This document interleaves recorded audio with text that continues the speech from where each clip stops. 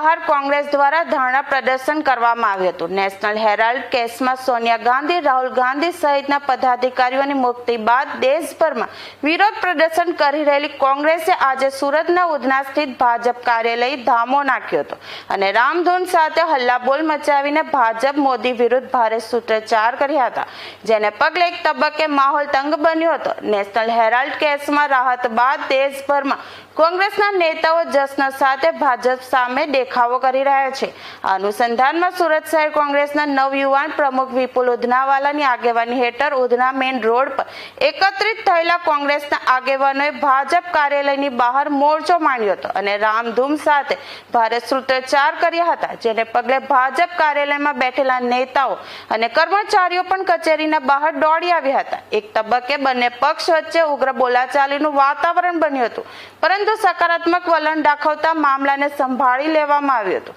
અને વાતાવરણ હળવું બનાવ્યું હતું। આજના કાર્યક્રમમાં કોંગ્રેસના કાર્યકર્તાઓ મોટી સંખ્યામાં ઉપસ્થિત રહ્યા હતા।